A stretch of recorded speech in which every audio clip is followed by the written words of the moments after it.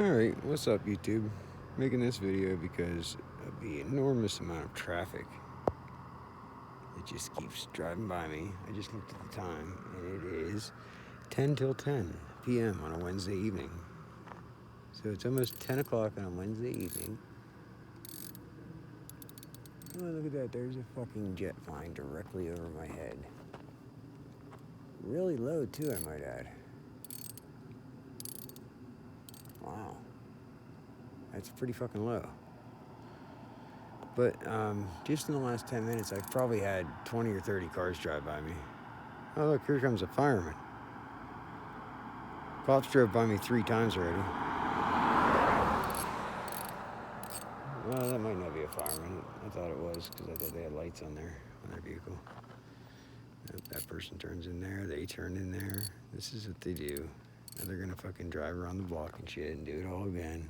Oh, there's another one. There's the cop again. That's 4 times. He just did that. He just came out of there and drove by me. So this is, you can't tell me this is not gang stalking. As soon as I broke down here, he drove by me. Then he drove by me again. Then I mentioned it again, and he drove by me again. Did just what he just did there 5 minutes ago. 5 minutes ago, he just did that. Oh, and of course, here comes the one headlight. It's fucking weirdos, man. Until 10. It's almost 10 o'clock on a Wednesday evening. And you have all this traffic. And the cop driving by me 4 times now in 10 minutes. 4 times in 10 minutes. Do you think he'd stop to see if I need assistance? No. Of course not. They're not going to stop to see if I need assistance. They're too busy gang stalking me. You know why I think they were gang stalking me? Because I was telling people about a certain individual who was working for the drug task force and their involvement in the drug task force. The chief of police, the Carrolltown police, the chief of police, I heard him on this individual's answer machine on 2 separate occasions. And this individual also told me that she worked for the drug task force. And after I started telling a couple people, just for their sakes, so that they didn't talk to her, I didn't want to see my friends get in trouble for something. After I started telling a couple people, she ends up dead. Dead. She lived in my building at the Terrace Apartments a couple years ago. And after that, then she, it was weird because they didn't do an investigation at all. I called because I thought it was strange that there was no cops there at all, no ambulance, and they said that she was dead. So I called 911 myself, and they said that they got the report and that the coroner was on their way. Now, pardon me for if I'm wrong here, but aren't the cops supposed to investigate suspicious deaths? When somebody dies, somebody who's a known drug user, known to work for the drug task force, Cambria County Drug Task Force, is affiliated with the chief of police of Carrolltown, who's the head of the drug task force, and she just ends up dead. Wouldn't you automatically want to investigate that a little bit, especially since there was a strange individual by the name of Paul Vermillion, who I've never even seen before, who's apparently, this is what I was told, who's apparently the last one to see her alive, and he was not a regular person at the apartments. Like I said, I had never seen him before, and he was able to just leave without being questioned by police, and he never came back. He was also in the military, in the Air Force, I believe, because the neighbor said, "Hey, do you want to come? Do you want this shit? I want it out of my house because Paul won't come back for it." He wouldn't come back for his own belongings after that happened. Isn't that strange? And among his possessions was an M6 military-issued, Marine-issued bayonet. It's the knife that attaches to the M16, the M16A4. So it's the M6 bayonet, and he had that in his possession, along with jumpsuits, like on the deck of a flight deck of an aircraft carrier.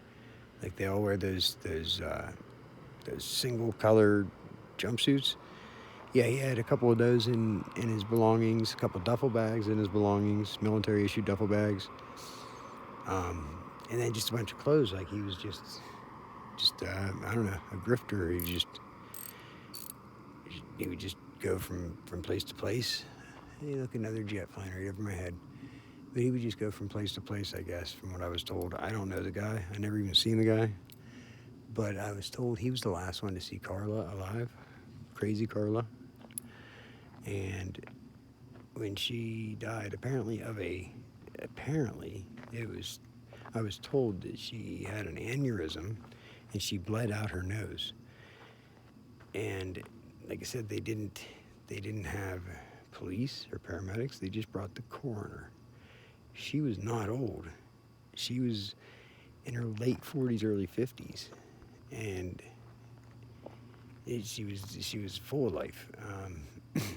She was something else. I mean, she was definitely a handful, but nobody deserves to die like that. And then there were several other people around town that over the next year or two that just mysteriously died. And to me, it's very suspicious. Very suspicious. All of these deaths are very suspicious. However, no investigation. Some of the deaths were heroin overdoses. Now, heroin overdoses, aren't they supposed to automatically investigate heroin overdoses? And then the people that supplied the heroin should get brought up on murder charges? I thought that's how that worked. But I was made aware of just hearsay, but I was made aware of who the people were that supposedly supplied the heroin that killed these people. At least 2 individuals that died of heroin overdose. And there was never any investigation. As a matter of fact, the person skated. They skated scot-free. They didn't get in trouble for even the shit that they were doing. They got caught and pulled over in Altoona at 2 in the morning with a little boy with them. Little boy was like 4 or 5 years old at the time, and they got caught in an illegal car with a couple grams of meth on them, and didn't get in trouble for that. Didn't have to go to jail for that. Isn't that funny? Isn't that crazy how that works? As a matter of fact, the same individual was at my building at the time when the cops came in and busted my door down without a warrant, unannounced, and arrested me at gunpoint in front of my son. They were also evicted from the terrace apartments in Patton, meaning they were trespassing, meaning they were not allowed there. They were there at the same time. As a matter of fact, the recording I have of me in the parking lot getting arrested has their truck parked right in front of my building. I'm literally standing right beside their truck whenever I'm getting arrested. They were in that fucking building they came the night that I said I wasn't leaving, on a Sunday night, which would have been Sunday, July 25th, and 2021. And then I was waiting till Tuesday, till the manager came, because I wanted to talk to her, because I hadn't talked to her in 6 months. So for the next 2 days, that person who, supposedly, allegedly supplied the heroin that killed at least 2 individuals that I know of, and was not allowed at the terrace apartments, was there for those 3 days, 3 days, parked right in front of my building, right in front of my apartment, and didn't get in any trouble and didn't have any investigation. Isn't that funny? Isn't that crazy? This is the small town corruption that we have going on here in Patton, Carrolltown, Northern Cambria, Hastings, Pennsylvania, with our local law enforcement, drug task force, and these people that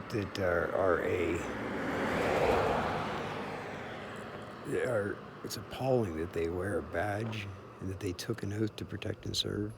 the things that they know about and the things that they are involved in and that they know about, I mean, I know enough to know that they're absolutely fucking corrupt.